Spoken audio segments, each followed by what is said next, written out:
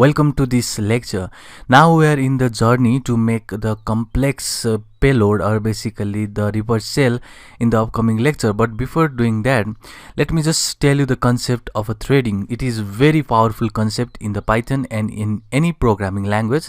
So just remember that if you have any processes that is running on a machine, then there will be the main thread that is executing it. So there will be the processes that is doing that program. So let me show you what I am talking about. So first of all, let me just go to my Kali Linux over here, and I'll just say that open me the PyCharm. So here I'll just create the new file, Python file. So I'll just drag this right here, and in this Mac changer, basically we have to change this file name or a folder name, but for now I'll just give you the simple example. So I'll just say demo is my file. So here you can say that if I run any program, maybe say main, and here if I just write the print statement saying hey or something like this, and now if I say that let's call me main, then you are executing your main thread. Basically this is the way to just execute the program, and you can see we are just doing one task over here. So it won't be problem if you are doing one task on the multiple core, because you are simply executing a one thread and that won't take any time. But let me say you have a multiple function to execute. So instead of function, let me just go over here and create a whole class. So let's say I have a class, and this class is one class, and we have now another class, and that class will be two class. Okay, this will be two class, and let's go over here and just define some functions. So first of all, I'll just say run is the method, and here what I'm gonna do is I'll just say that let me just print. So before printing, let me say I want to use this for loop, and I want to make the range. You know what is the use of the range? That is to create the list of the numbers, and I'll say till 50 I want this execution, and I'll just say print that is class 1. So it will just print me 50 times class 1, and I'll also define the same function over here, which is also the run method. And now what I'm gonna do is I'll just do the same task, but for now I'll just say I want this again the range, which you can clearly see will print that is class 2. So let's do this real quick. So now you can see we have these two tasks. So these tasks are heavier than before. So what you can do now is make the instances of this class, and you can simply run this method. So first of all, I'll just say 1, and this 1 will be created with this one class, and after that we'll just run this one. So before that, let me also create the 2, which is the object of this 2 class. So we have now created the object, and next thing is to run this method. So in order to run, we'll have simply that is run method, and next is to call this 2 and run method. So we are doing simple things over here, so nothing fancy. We are just creating the object and the classes of that, and basically we just see the templates over here. We're just running this run method. So you could see that it is more heavier than before. So that in the previous case we just running some function that was having the simple example, but for now we have the more tasks to do. That is, you have to first run this one and this one, and this is for the 50 times. So if I show you how this will be run, so let me just go over here and just press this demo. You'll see that it will have this class 1. First you can see the sequence over here. What it has done is basically it has just printed out the class 1 first. So you can see no class 2 has been printed over here, and after there is a execution of class 1, which is printing 50 times, it has now started printing this class 2.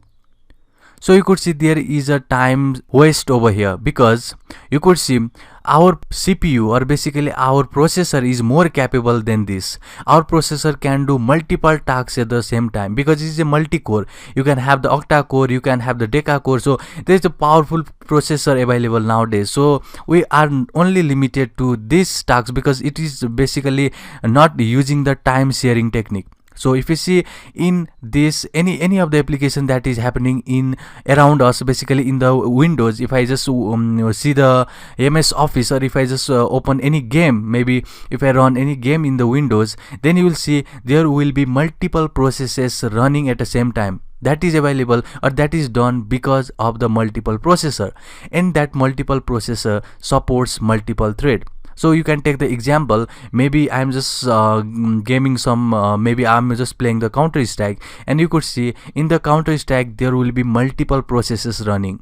So yeah, you can basically go around, and basically that is the movement for the player, or you can also see the enemies, and you can see the movement of different players. So that is basically the threads. So every player has its own thread there. So that is very important of the thread, because thread will now be explained as a division of the processes. So what happens is you have a main task. So let me say the task is playing the Counter-Strike. So in that Counter-Strike you will have the multiple thread. That means each player in the Counter-Strike represents a thread. So thread is a particular or a part. It is only the part of the processes, and one processes will have multiple threads. But if you run only one process, it will have the main thread and the execution, or simply the different part of a thread. So just remember that. Now what you can do with the help of thread is you can simply see in this result now, because it is time wasting our basically it is not the reliable program, because it hasn't printed something that is simultaneously. So basically we are getting the output, but it is taking more time than what our processor is capable of. So in order to make our processor works faster, we have to make use of threads. So what we'll do is we'll just run on the one thread, and we'll just make this object, or basically this run method, to work on the next thread. So thread will support the multitasking. That means you can do multiple tasks with the help of the threads. So let me say from threading, which is the class that is available to just use the thread in your project, I want to import everything. So what we have done here is from threading, which is the module. So let me go back over here and show you the threading module. So it is showing that threading is used for thread based parallelism. That means it supports the multitasking. You can do multiple things simultaneously using this threading module. So instead of just, you can go back over here, and instead of just running one by one, which was done, or which was seen over here, that is, first of all class 1 was printed, and after class 1 is done, class 2 was printed. So instead of that, we want to just print everything simultaneously. So it should print class 1 first, and class 2, and again class 1. So it doesn't matter which thread first prints, or basically which thread work, but there should be time sharing between these processes. So in order to support that multitasking and time sharing which our processor is capable of, we have to use this threading technique. So let's go back here, and you could see that we have the threading module over here. So it has shown this active count, current thread, and basically the main thread. What we are interested is maybe let's go down. You could see this daemon. We have to use of this daemon in the next lecture, where we just make our own reverse shell, and you could see that it is showing that this daemon thread is basically where you run your entire program. So if entire Python program exists, when only daemon thread are left. So this flag, we'll just learn about this when we just code, so don't worry about that. So things here is this class over here. So this class is important. You could see all of these argument, and it is saying that this constructor, which is basically the thread constructor from this threading module, should be given with this keyword argument, and we'll see about this, and about this daemon and quarks and args are basically the tuple we have seen in the packing and unpacking the arguments. And next thing is you can see this run method. So I want to show you this here. So what happened is, this is the method representing the threads activity. So if you see here, I wasn't making this run method randomly. So I could have made something like maybe method, or basically I'll say that I can make this info. If you will make this info, it is not going to work in the case of threading. So I wasn't making this run purposely, or basically I wasn't making this run method randomly, but this run method is the method of this threading class. If you could see here, it has clearly shown us this is the method which you can override. in the subclass, or basically you can go to the thread class and you can see that there you will see this run method.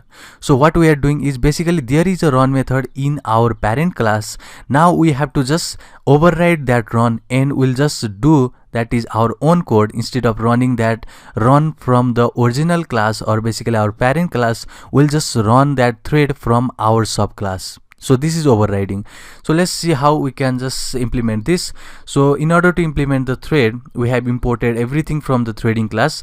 Now we have to make use of this thread class in the subclass. So thread will be your main class or the parent class. This one will be your subclass. Let's do that for the to class, and I'll just pass again the thread. So now you can make use of the thread. So you could see now we have made use of our threads, but still it is not going to be successful, or basically this is not going to run simultaneously. Let's see if this runs or not. So let me just run the demo again. This is not going to work. You could see clearly class 1 is printed first and then class 2. It is not running simultaneously. If it has run simultaneously, or if that thread was running simultaneously, it should have gone something like class 1 over here, class 2 over here. But you can clearly see, first of all, class 1 is executed, after that class 2 was printed. That means we have not succeeded yet creating this thread. So thread are not yet created. So in order to just run this thread, you have to make use of this start method. So instead of just run method, you have to use start method.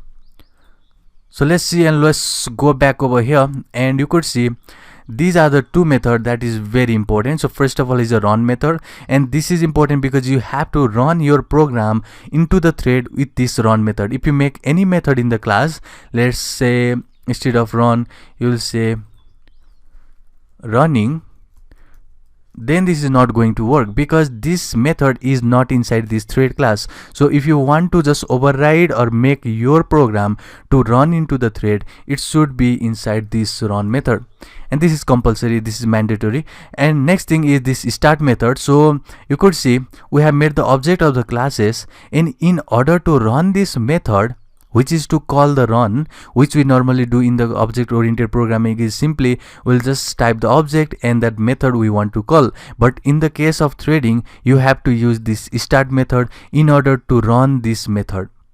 So let's see how this works. So let me just run this now. It should now create us a two thread. Still this is not creating us any thread. You could clearly see that class 1 was printed first and then class 2 was again printed, but we have succeeded in making the thread if it has not printed yet. So let's see how this threading work for this larger digit, because yet we haven't created that task in order to run the thread, because it is simply going with the main thread because the task is smaller. But now let's see if the task is bigger and this is going to run our task or not. So let's see.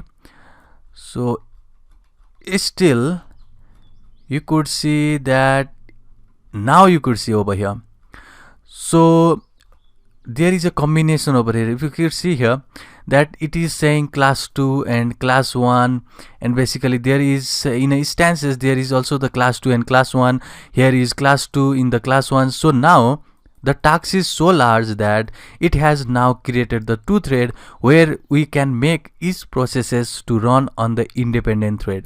So you could see our processor is so fast now that it doesn't even take a time to print this. So let's see if there is any differences between this class 2 and class 1 time. So for that I want to make a sleep for every operation on this class. So in order to do that, we have the module that is time. From time I want to import the sleep method, and after printing every that is print from class 1 and class 2, I want to sleep maybe 1 second. So after every print I want to sleep 1 second. Let's see if this works, and we can see the two threads running together. Run the demo again, and let's go real quick. Okay, so you could see now that the two threads are running together. You can clearly see class 1, class 2, class 1, class 2.